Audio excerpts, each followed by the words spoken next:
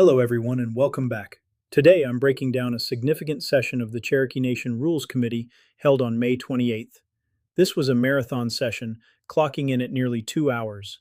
The agenda covered a lot, from financial growth to public safety, but the real headline was a deep dive into reforming the tribe's election code and a major leap forward in digital transparency. I'm your host, Glenn Schoonover. First, a quick look at tribal operations. The Marshal Service received high marks for keeping the scenic rivers safe and for increasing its presence in Delaware County. On the financial side, the Tax Commission reported that revenue is up about 11% from last year. A practical tip from that report: if you sell your car, remove your license plates immediately.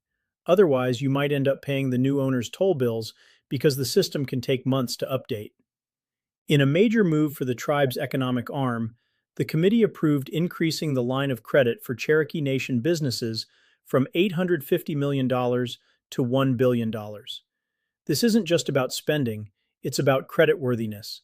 Because the company is financially stable, it can now borrow at lower rates to fund a rainy day fund and future acquisitions.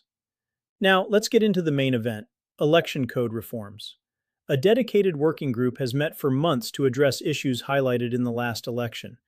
They aren't just reviewing the rules, they're navigating complex legal history.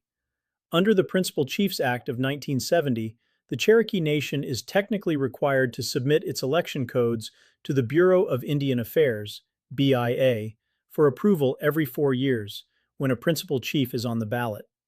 This sparked a heated discussion about sovereignty. Several officials called this federal oversight archaic and paternalistic.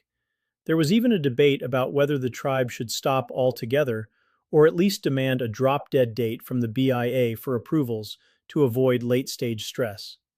Despite the frustration, the consensus was to continue the practice for now to eliminate any risk to the election's legitimacy.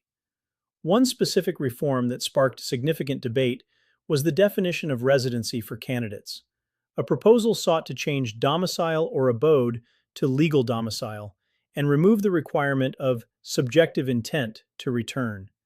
The concern was that the current language is too subjective, allowing the courts to try to get inside a candidate's mind rather than just looking at their paperwork. However, this specific change didn't move forward during this meeting. So, what passed? The committee approved a set of immediate updates and established a new election code task force. This group will tackle the big, future-facing items that require further study, such as electronic voting portals and e-signatures, early voting in every district, campaign finance reform, including stricter policing of how campaign funds are handled after an election. Finally, the meeting closed with a surprise reveal of the new Cherokee Nation Council website. This is a major step toward transparency. For the first time, the tribe's laws will be fully codified and searchable online. Before this, the code hadn't been fully updated since 2019. Now, citizens can use an interactive map to find their counselor and search the tribal code just as you would search a state's laws. You can check it out at https://CherokeeTribalCouncil.com/. It's clear the council is focused on modernization, even as it pushes back against outdated federal rules. That's all for today's summary. Thanks for watching. I'm your host, Glenn Schoonover.